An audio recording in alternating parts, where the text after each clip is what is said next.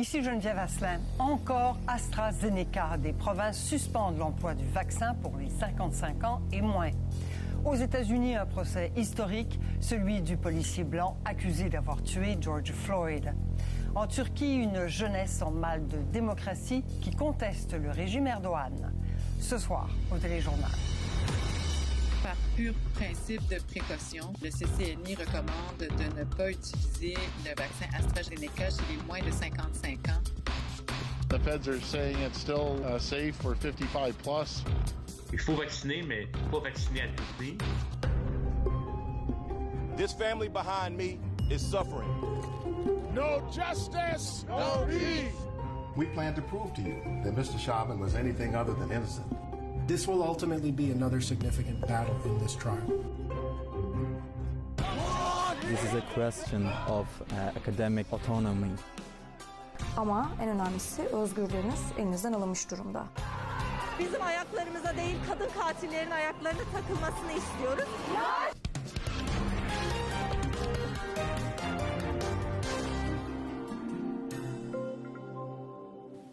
Bonsoir à tous. Le vaccin d'AstraZeneca navigue en eau trouble depuis quelque temps déjà.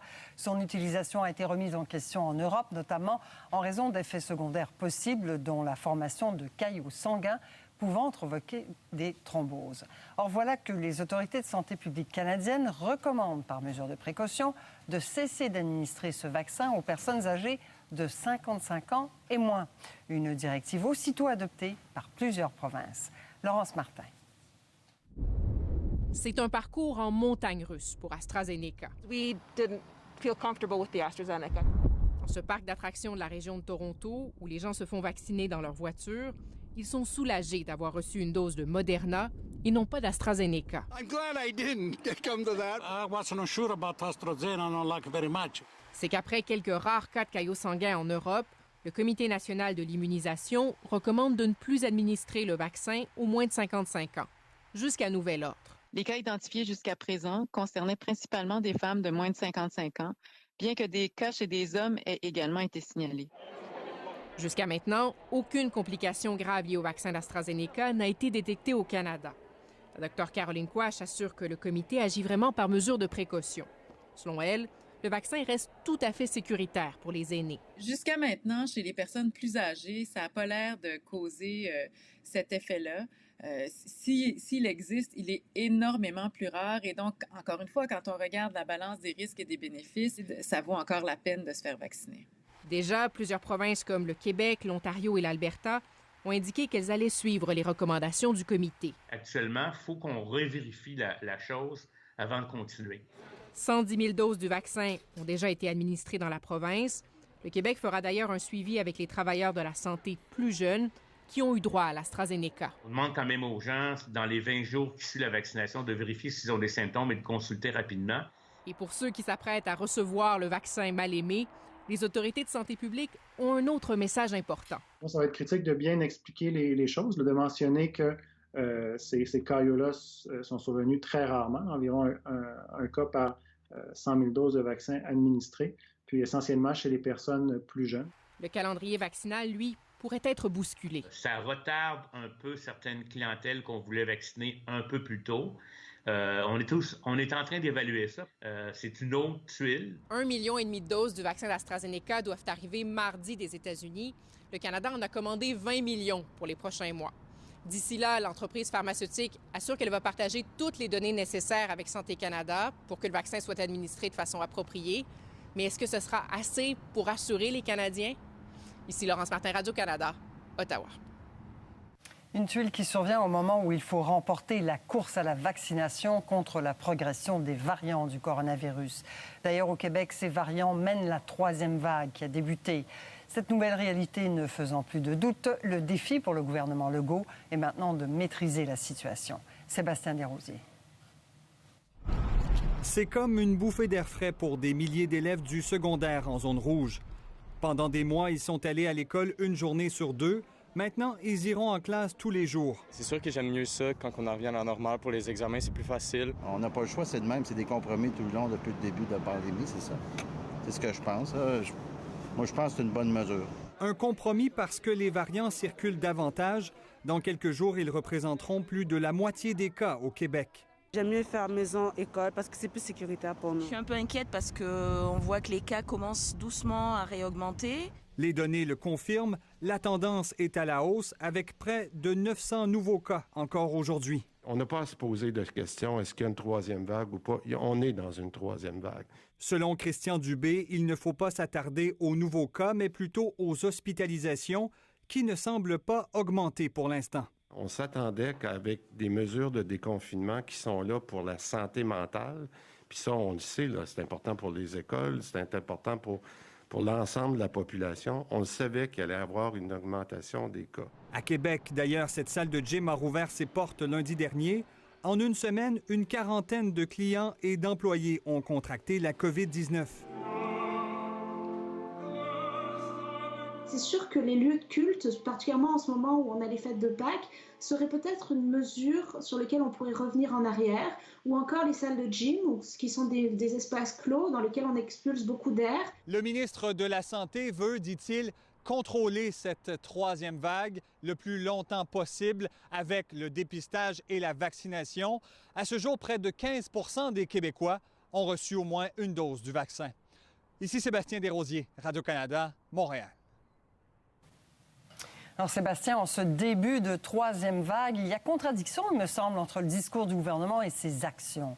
Oui, la contradiction, c'est qu'au moment où la troisième vague frappe, avec ses variants plus contagieux, plus dangereux aussi dans le cas du variant britannique, on se demande bien pourquoi on ramène les élèves du secondaire à l'école, pourquoi on ouvre les gyms, pourquoi on ouvre les salles de spectacle, pourquoi on fait passer des zones en jaune. Eh bien, il y a en effet une difficulté à réconcilier les dangers de la troisième vague, comme on les constate par exemple en Europe, et ces assouplissements que le gouvernement a décidé d'appliquer. Mais ce qui manque dans la confrontation entre troisième vague contre assouplissement, c'est une donnée importante aux yeux du gouvernement qui est l'adhésion aux mesures sanitaires. Le gouvernement est persuadé que s'il ne donne pas du lest, s'il n'applique pas des assouplissements, il va y avoir une démobilisation de la population et que cette démobilisation-là est plus dommageable que les assouplissements qui sont appliqués depuis quelques jours. Alors, oui, il y a une contradiction, mais qui s'explique, en tout cas aux yeux du gouvernement, à tort ou à raison, par le danger de la démobilisation face aux mesures sanitaires. En tout cas, il va falloir qu'il explique ces contradictions demain dans son point de presse. Oui, parce qu'au strict point de vue sanitaire, les spécialistes agitent des drapeaux rouges en disant « Attention, la fin de semaine qui s'en vient, là,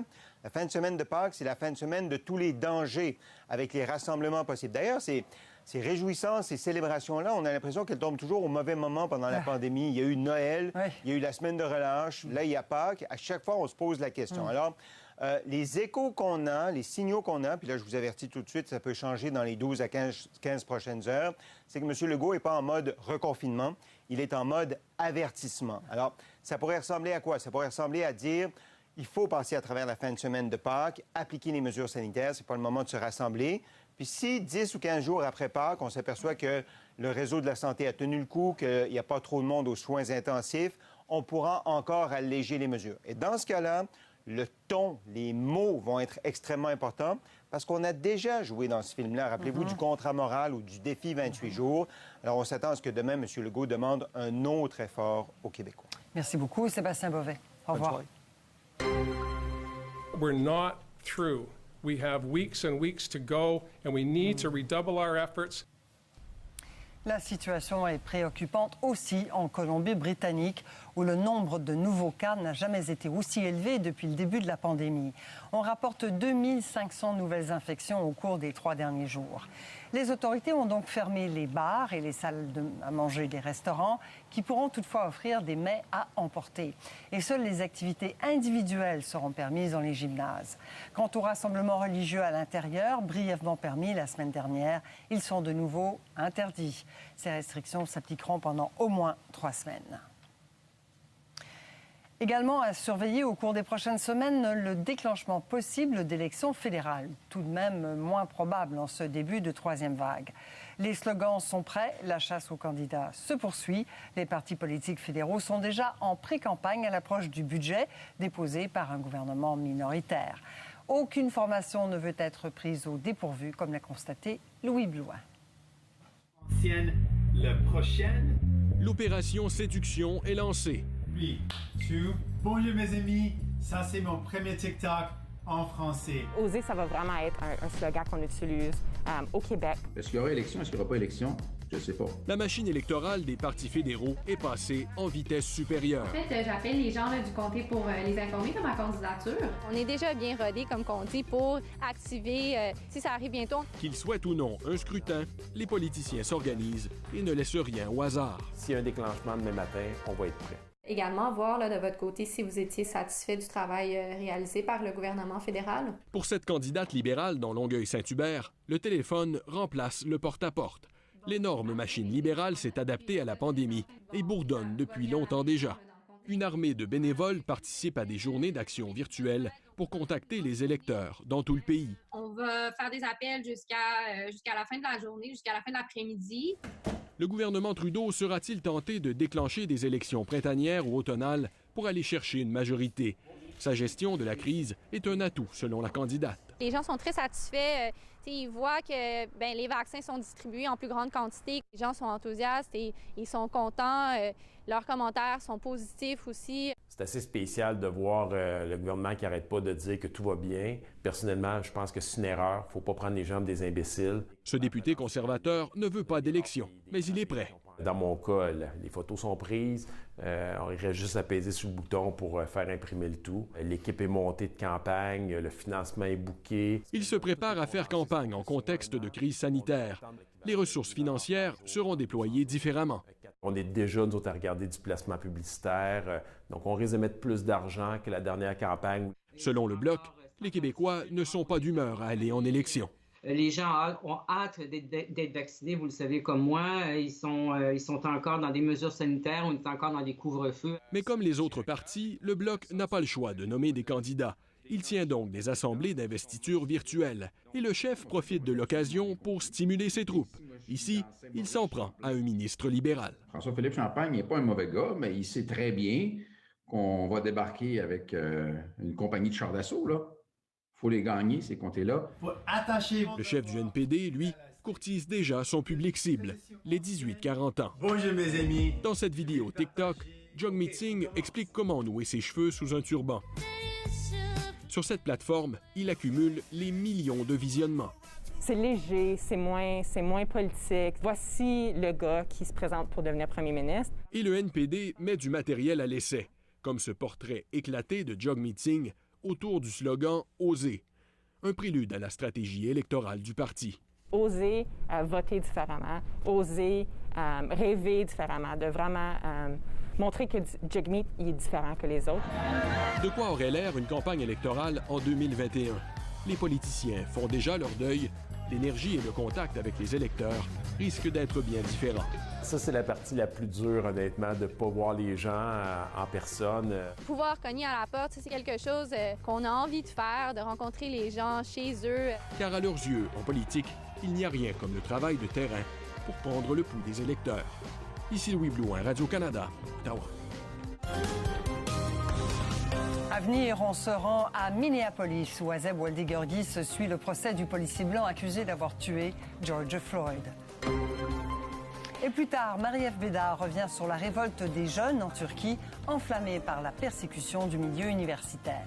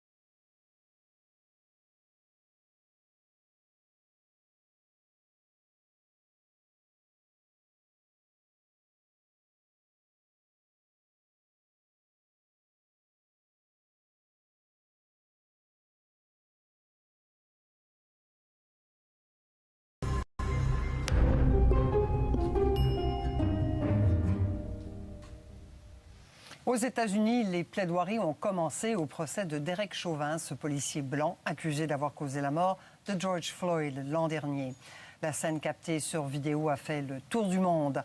Un procès sous haute tension, historique pour les Afro-Américains. Et Azeb, on peut dire aussi de ce procès qu'il est suivi de très près, diffusé en direct à la télévision. Et puis les manifestants étaient aux portes du palais de justice ce matin et encore ce soir tard. Absolument, Geneviève, écoutez, je ne sais pas si vous pouvez les voir, mais ils sont encore derrière moi. Nous sommes devant le palais de justice et vous savez, pour les gens ici, ce procès est extrêmement important. Ce n'est pas juste Derek Chauvin qui est sur le banc des accusés, mais c'est un procès qui concerne toute l'Amérique. Et on a entendu ce matin les plaidoiries des deux camps. Du côté de la poursuite, évidemment, ils sont convaincus que Derek Chauvin est coupable de la mort de George Floyd. Et évidemment, la défense tente de prouver que George Floyd était déjà malade de toute façon et que ce n'est pas à cause que de Derek Chauvin qu'il est mort. Donc évidemment, les gens suivent ce procès de près, un procès qui est poursuivi par la planète entière parce que cette vidéo, comme vous le savez, tout le monde a pu la voir. Et pour beaucoup ici, évidemment, Derek Chauvin est coupable de meurtre. À genoux, solidaires pendant 8 minutes 46, ils ont rendu hommage à George Floyd devant le tribunal de Minneapolis où a lieu le procès pour meurtre du policier Derek Chauvin. C'est un référendum sur l'état de l'égalité raciale en Amérique, lance l'avocat de la famille Floyd, Benjamin Crump. We know if George Floyd was a white American citizen. Nous savons, dit-il, que si George Floyd était un citoyen blanc et qu'il avait subi une mort d'une telle violence, personne ne dirait que c'est un procès difficile. La mort en direct de George Floyd a provoqué des émeutes et manifestations un peu partout dans le monde. Le mouvement Black Lives Matter est devenu un mouvement international, un procès suivi aujourd'hui par la planète entière. Ils nous disent de faire confiance au système, dit le frère de George Floyd. Prouvez-nous qu'on peut le faire. Le militant et activiste Al Sharpton affirme que s'il y a un procès aujourd'hui, c'est grâce à cette mobilisation de personnes de toute origine. White, black, old, young, doesn't matter. Blancs, noirs, jeunes, vieux ont marché avec nous, dit-il, et c'est pour cette raison qu'on peut tenter d'avoir une justice.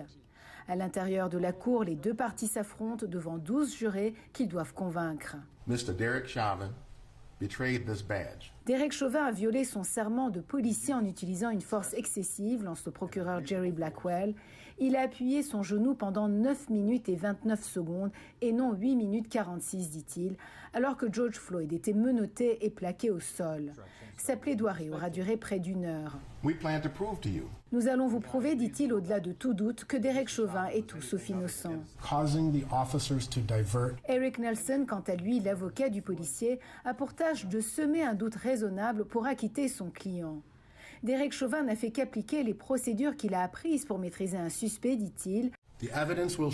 Nous allons vous démontrer avec preuve à l'appui que M. Floyd est mort d'un arrêt cardiaque causé par son hypertension et par sa consommation de fentanyl et de méthamphétamine. Le jury doit s'entendre sur un verdict à l'unanimité, sinon le procès sera annulé. Un jury composé de 8 blancs, 4 noirs et 2 personnes s'identifiant comme métisses, car dans ce procès, la couleur de la peau compte. Derek Chauvin est certes sur le banc des accusés, mais ce procès est celui de toute l'Amérique, disent les militants et activistes des droits civiques. Le système judiciaire sera-t-il à la hauteur? Ce procès devrait durer 1 mois et c'est tout le pays qui retient son souffle. Ici Azeb Ouadlet-Guerguis, Radio-Canada, Minneapolis.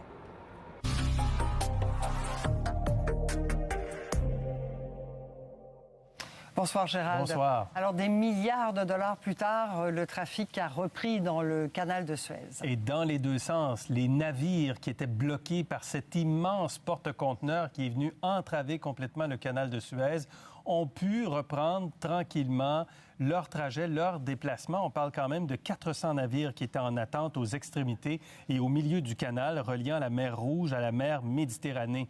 Il y a eu dans les dernières heures et les derniers jours, durant la fin de semaine, surtout d'imposantes opérations de dragage et de creusement menées au cours du week-end par des techniciens japonais, par ces grues que vous voyez, des petites grues à côté de la proue de cet immense navire et une équipe spéciale spécialisée des Pays-Bas également pour dégager ce navire de 400 mètres de longueur et de 219 000 tonnes.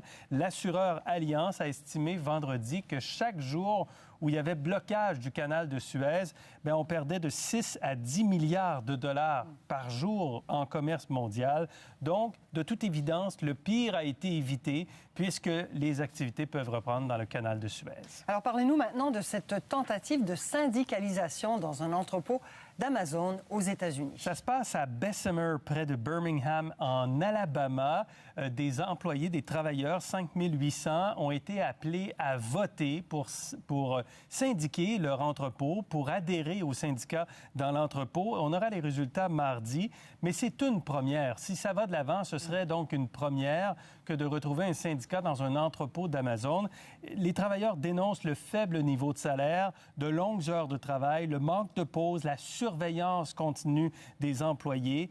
Joe Biden a presque apporté un soutien, je vous dirais, à ces travailleurs en disant dans une vidéo que les travailleurs devaient avoir le choix libre et juste de joindre un syndicat. Ils ont eu le concours et le soutien également d'Elizabeth Warren, de Bernie Sanders, même du républicain Marco Rubio de la Floride qui dit appuyer les travailleurs dans ce cas-ci. Amazon répond, nous offrons les meilleurs emplois possibles et disponibles. La majorité des employés ne partagent pas les opinions du syndicat. On offre des assurances maladie, des assurances dentaires également, et on offre un salaire 2 fois plus élevé que le salaire minimum de l'Alabama. Donc, résultat quoi? Demain? Demain.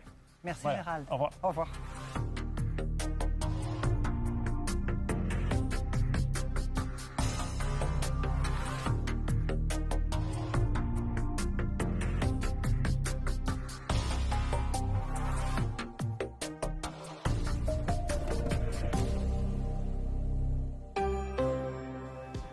Une jeunesse turque qui rêve de liberté et de démocratie.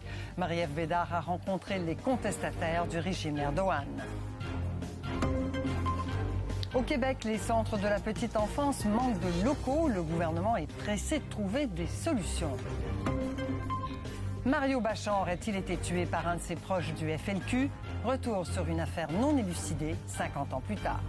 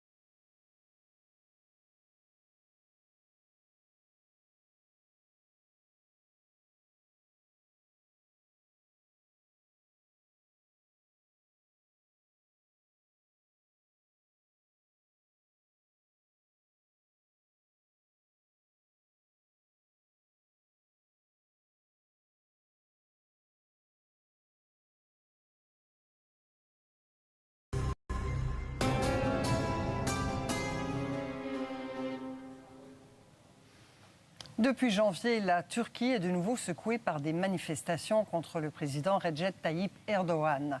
Une contestation menée cette fois par une jeunesse en colère contre un régime autoritaire qu'elle a toujours connu au pouvoir. Une jeunesse qui réclame une vraie démocratie.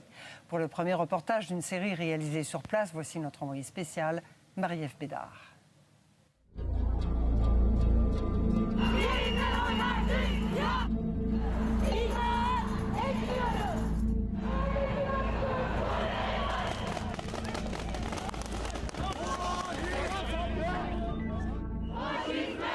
C'était en janvier dernier. Une étincelle a mis le feu aux poudres à Istanbul. La nomination par le président Erdogan d'un recteur proche de son parti, Melih Bulu, à la tête de l'université de Bogazici, a provoqué la colère sur le campus. Depuis, des étudiants et des professeurs manifestent. This is a question of academic autonomy. And what we argue is that in all universities, the rectors should be elected and then appointed. Depuis que l'état d'urgence a été décrété dans la foulée de la tentative du coup d'État en 2016, les universitaires sont devenus suspects. Arrêtés, congédiés, beaucoup ont quitté le pays. Le processus de sélection des recteurs, qui s'était à peu près toujours fait par consensus, a été aboli. Les nominations sont désormais l'affaire exclusive du président Erdogan. Un homme dont le pouvoir est absolu, dénonce Furkan. One should call it a dictator, of course, in a general sense. But, one of the most important indicators that the country is not democratic is that people are afraid to talk, because even the word that I use right now can be used against me in terms of law, in terms of case lawsuits. La riposte des autorités aux manifestations qui se sont multipliées en solidarité un peu partout dans le pays a été cuisante. Depuis le début du mois de janvier, près de 700 personnes ont été arrêtées en Turquie. Les étudiants ont été qualifiés tantôt de terroristes, tantôt de vandales ou de déviants LGBT par le président et le ministre de l'Intérieur. Cette vidéo montrant un policier hurlant baisser les yeux en chahutant les manifestants a donné naissance à un cri de ralliement pour une partie de la jeunesse. Kafanızı aşağı bakacaksınız gibi bir söylemin kolluk kuvvetleri tarafından öğrencilere, yani bu ülkenin aydınlık geleceğine dair böyle bir söylemle gidiliyor olması daha da tetikleyici bir şey oldu. Melis a rejoint les étudiants de l'université dès le lendemain. Résultat, elle a été arrêtée. Depuis, elle est assignée à résidence, affublée de ce bracelet électronique qui épie tous ses mouvements. Koşullar 4 duvar arasında, evde 70 metrekarelik bir yerde yaşıyorum. Tutukluluktan çok daha iyi koşullar var. Sonuçta kendi evinizdesiniz, kendi eşyalarınızdasınız, kitaplarınız yanınızda, sevdiğiniz insanları görebiliyorsunuz. Ama en önemlisi özgürlüğünüz elinizden alınmış durumda. Le campus universitaire ressemble aujourd'hui plus à une forteresse militaire qu'à un haut lieu de savoir. Malgré la répression, la contestation des étudiants ne faiblit pas. If they were not scared, they wouldn't put this amount of police intervention to the campus, both inside and outside. S'ils ont peur, c'est que le mouvement étudiant actuel traduit une désaffection plus généralisée de la jeunesse envers le pouvoir islamo-conservateur, le seul qu'elle ait jamais connu. Selon un récent sondage d'opinion, 76% des jeunes de moins de 30 ans songent à quitter le pays. 27% d'entre eux sont chômeurs. C'est 2 fois plus que la moyenne nationale. La désillusion des jeunes augure bien mal pour la réélection de Recep Tayyip Erdogan en 2023, alors que 5 millions d'entre eux voteront pour la première fois. Even though we do not have media or the optimum, the ideal instruments of propaganda, there is a factor of economy, and economy is not going well in Turkey. Everyone knows that, everyone acknowledges that. And with the tension that the economic crises bring about, people's opinion might change. Le 20 mars, les chants de contestation ont de nouveau résonné dans les rues d'Istanbul. La Turquie venait d'annoncer son retrait du traité d'Istanbul, un traité qui oblige les gouvernements à adopter une législation réprimant les violences domestiques, y compris le viol conjugal et la mutilation génitale féminine. 300 femmes au moins sont mortes sous les coups de leurs conjoints en Turquie l'année dernière, selon le groupe de défense des droits We Will Stop Feminicide. Une statistique d'une cruelle ironie pour cette féministe. Le 8 mars dernier, elle avait bravé son assignation à résidence, se libérant du bracelet électronique pour manifester. Çünkü ev hapsi, bu elektronik kelepçeler çocuk istismarcılarına takılacağı, kadın katillerine takılacak diyerek ortaya çıktı. Ama bugün görülüyor ki elektronik kelepçeler en demokratik hakkını kullanan biz kadınların bileklerine takılıyor. O yüzden biz bu elektronik kelepçeleri reddediyoruz. Bizim ayaklarımıza değil kadın katillerin ayaklarına takılmasını istiyoruz. Yaşasın! Cette quête de justice et de liberté ne passera pas par les tribunaux ou les bureaux de scrutin, croit-elle. C'est ici, dans la rue, qu'elle doit se faire. C'est ici, dans la rue, qu'elle a bien l'intention de rester.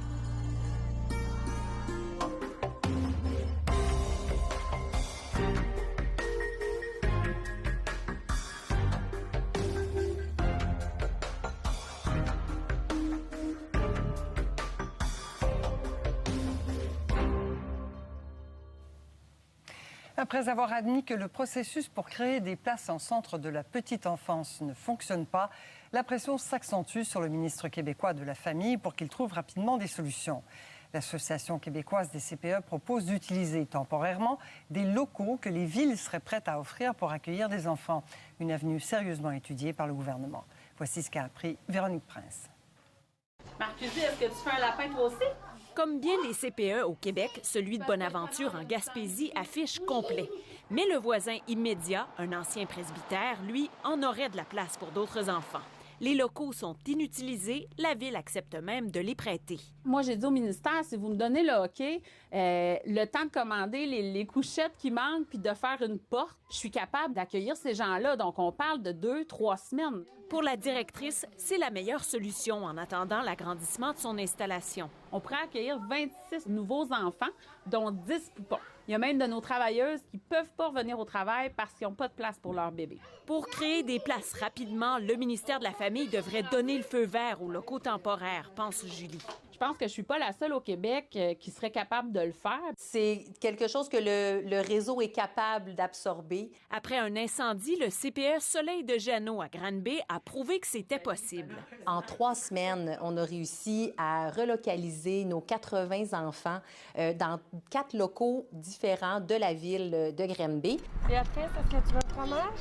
Ici, les enfants occupent l'immeuble d'un ancien service de traiteur en attendant la reconstruction de leur bâtisse. Ça peut être une salle communautaire, ça pourrait être peut-être des classes vides dans certaines communautés. L'Association québécoise des CPE demande au ministre de faciliter les démarches. Ce qui nous permettrait vraiment d'avoir rapidement peut-être 17-20 000 nouvelles places dans des localisations temporaires portées par le réseau des CPE. À première vue, ça me semble une très bonne idée.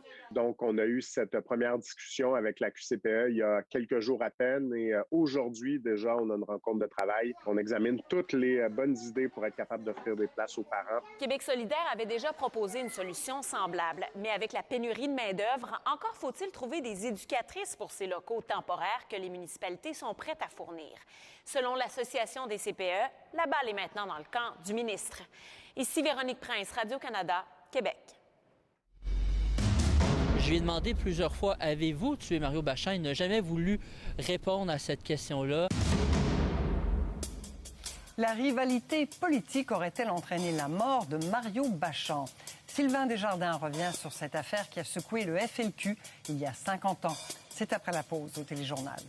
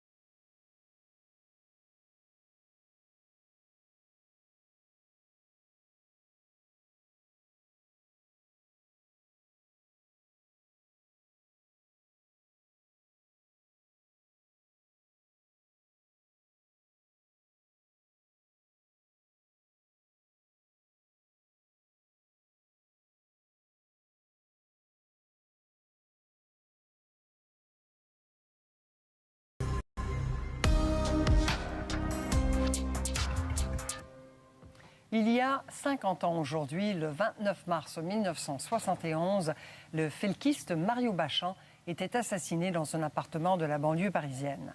Une mort mystérieuse qui n'a jamais été élucidée. Selon une hypothèse, une rivalité au sein même du Front de libération du Québec serait à l'origine de ce meurtre. Sylvain Desjardins rappelle les faits. C'est dans cet appartement de Saint-Ouen, en banlieue de Paris, que le corps d'un des derniers chefs en exil du FLQ avait été retrouvé il y a 50 ans. Il avait reçu plusieurs balles de calibre 22, dont 2 dans la nuque, une sorte d'exécution professionnelle. L'affaire n'a jamais été officiellement élucidée, mais elle a toutes les apparences d'un règlement de compte au sein du FLQ, comme l'explique dans son livre le journaliste et historien du FLQ, Louis Fournier. C'est donc le FLQ qui a tué Bachand. C'est pas la GRC. C'est pas la GRC, non. C'est pas personne d'autre. Fourni, donné. L'ex-réalisateur de Radio-Canada, Alain Saulnier, avait enquêté sur cette affaire il y a une vingtaine d'années. Il y avait bel et bien eu un complot pour assassiner Bachand. Ce complot-là impliquait la délégation générale du FLQ à Alger, dont Raymond Villeneuve, Normand Roy, Michel Lambert. L'enquête de Radio-Canada a permis d'apprendre que le colocataire de Mario Bachand avait par la suite identifié un suspect à partir de photos soumises par la police française. C'était le felkiste Normand Roy. Cet homme que Radio-Canada avait rencontré dans un camp d'entraînement militaire en territoire palestinien était membre d'une petite délégation du FLQ en Algérie. Le documentariste Félix Rose a réussi à parler à Normand Roy, le présumé tueur, récemment. Je lui ai demandé plusieurs fois, avez-vous tué Mario Bachand? Il n'a jamais voulu répondre à cette question-là et il me répondait souvent, je suis un simple soldat et les soldats, ça suit les ordres. Puis il me dit plusieurs fois, je n'avais rien de personnel contre Mario Bachand, mais je suis un simple soldat. Je sais, moi, parce que j'ai rencontré l'inspecteur qui avait travaillé sur ce dossier-là, d'ailleurs, quand on s'est rendu à Paris à l'époque. Et puis, il nous avait dit qu'il y avait bel et bien des empreintes digitales qui avaient été relevées. Si on pouvait au moins retrouver ces empreintes digitales-là et les comparer avec les empreintes digitales de ces felkistes qui sont rentrés par la suite pour purger leur peine au Québec, bien là, on aurait peut-être une explication. On peut se demander encore aujourd'hui pourquoi cette simple analyse n'a pas été faite par les services de police français et canadiens. Certains, comme Félix Rose, fils du felkiste Paul Rose, croient que c'est une attitude délibérée de la police canadienne. Ça a été prouvé en commission d'enquête, la commission Kiev, de créer des fausses cellules du FLQ, de créer des faux attentats. Donc c'était dans l'intérêt de la GRC que le FLQ soit encore en vie. Donc peut-être avec cette hypothèse-là, c'est peut-être une des raisons pour laquelle on laissait circuler une personne aussi dangereuse que Normand Roy. 50 ans plus tard, les archives de la police judiciaire française sur cette affaire ne sont toujours pas disponibles. Et à moins d'un revirement imprévu, elle devrait rester secrète pour encore 25 ans. Sylvain Desjardins, Radio-Canada, Montréal.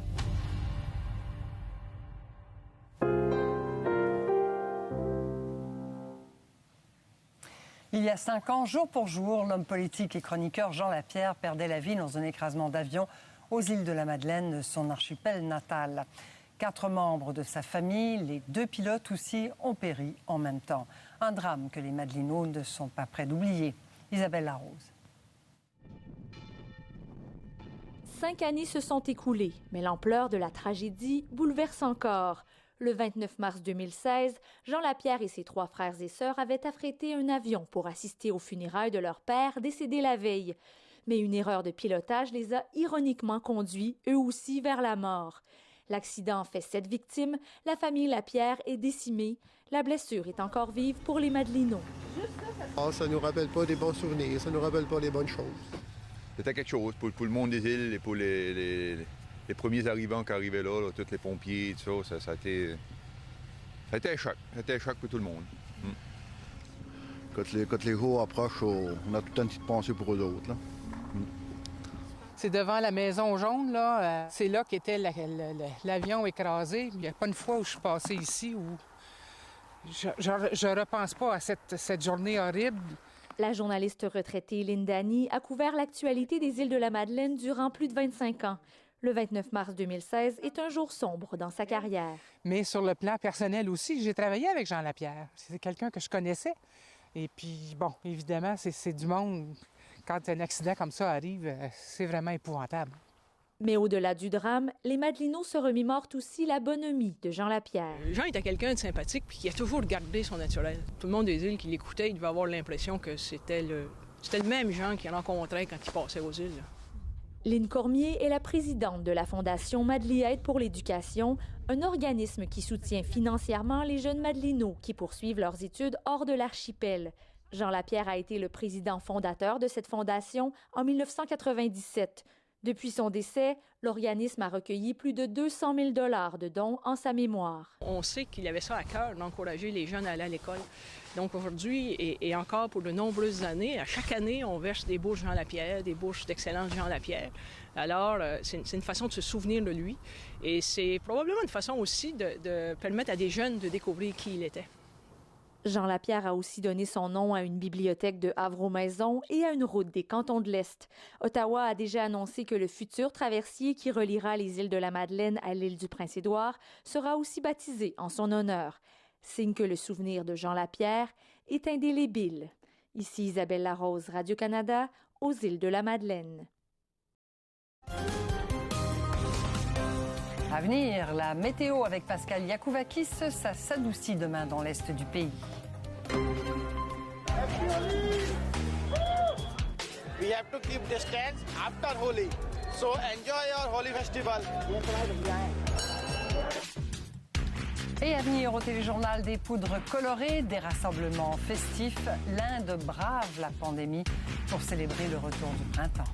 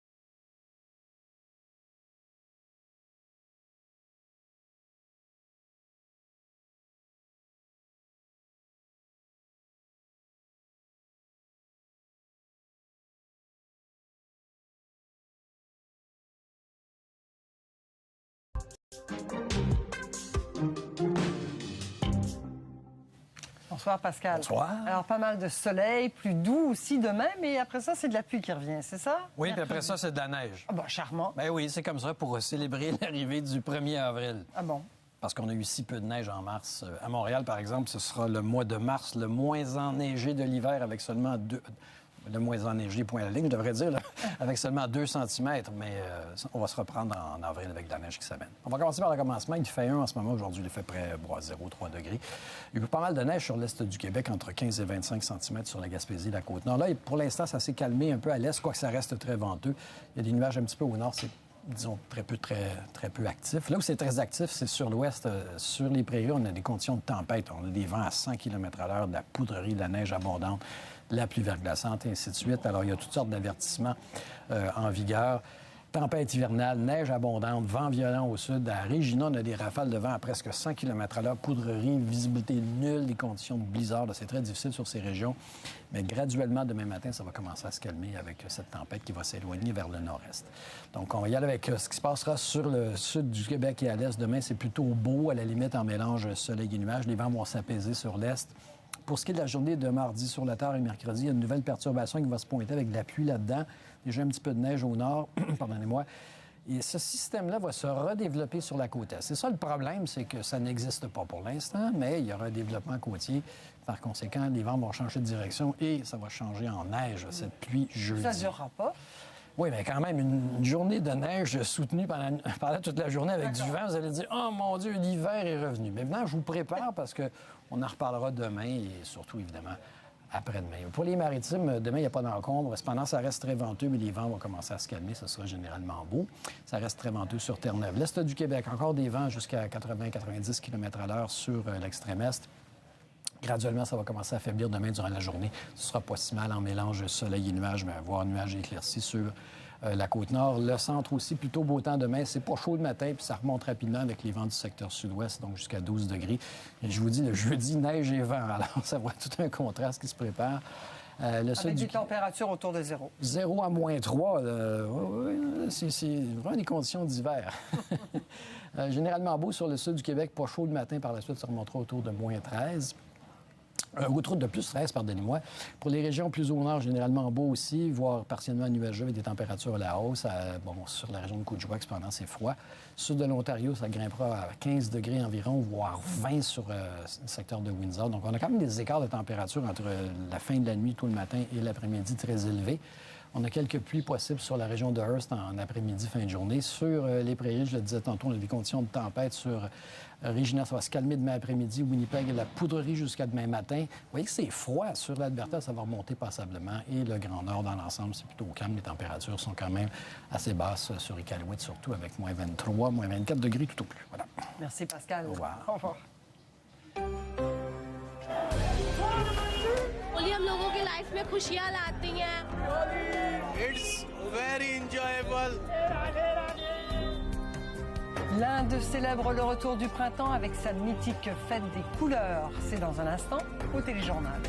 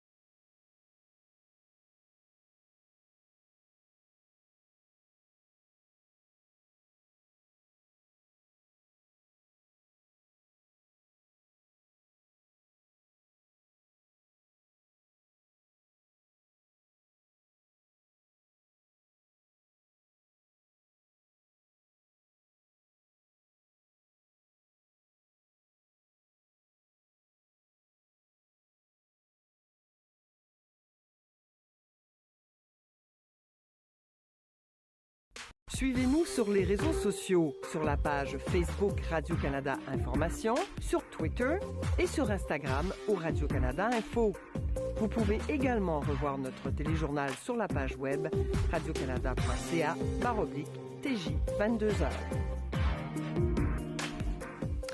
En Inde, la pandémie n'aura pas eu raison du Festival des couleurs, cette fête appelée Holi qui célèbre entre autres le retour du printemps. Les Indiens se sont rassemblés par milliers alors que le pays est frappé par une deuxième vague qui progresse de façon inquiétante. Aujourd'hui, l'Inde a déclaré plus de 68 000 nouveaux cas de Covid, du jamais vu depuis octobre. Et la menace d'un reconfinement grandit, comme le rapporte notre correspondant en Asie, Philippe Leblanc. Le Festival des couleurs est une célébration de l'arrivée du printemps et du triomphe du bien sur le mal. C'est la fête la plus joyeuse en Inde, célébrée depuis le 4e siècle. Cette année, c'est aussi une incroyable machine à remonter le temps qui nous transporte à l'époque où la pandémie de COVID-19 n'existait pas. Cette jeune femme a fait 5 heures de route pour venir fêter à Vrindavan, dans le nord de l'Inde. Le festival la remplit de bonheur et lui permet de rencontrer plein d'étrangers. Dans les rues bondées, personne n'échappe aux gentilles attaques de poudre et d'eau colorée. Pas le droit d'être fâché la journée de Holi. Peu à peu, la musique résonne, l'esprit de la fête prend le dessus. Very enjoyable. Ça fait du bien, résume ce fêtard. Ses amis se serrent dans leurs bras. La distanciation sociale n'existe plus ici. Si vous êtes chanceux, vous croisez quelques rares personnes qui portent un masque. But we have to keep distance after Holi. So enjoy your Holi festival. Happy Holi to everyone. Holi est aussi une fête spirituelle. Les fidèles viennent au temple rendre hommage au dieu Krishna. We pray our God. Et pourquoi pas prier qu'il mette un terme à la pandémie. Pour fêter, il faut passer chez le marchand de poudre colorée. Chaque couleur a sa propre signification. Orange pour l'optimisme, jaune pour la joie, vert pour le renouveau et bleu pour la vitalité. Une fois le choix fait, c'est le temps d'attaquer gentiment les passants. Aujourd'hui, c'est la joie, la fête, l'insouciance et demain, le brutal retour à la réalité, à la progression inquiétante de la COVID-19 en Inde et au spectre de nouveaux confinements. Ici Philippe Leblanc, très coloré aujourd'hui, Radio-Canada, Vrindavan, en Inde. Très coloré, mais avec un masque. Nous avons présenté le téléjournal de Radio-Canada. Ici Geneviève Asselin, au nom de toute l'équipe, merci d'avoir été des nôtres. Dans un instant, sur ici Radio-Canada Télé, c'est Sport Express avec Guy Daou. Et sur ici RDI, c'est le National avec Jérôme Bergeron. Moi, je vous dis bonsoir et à demain. Au revoir.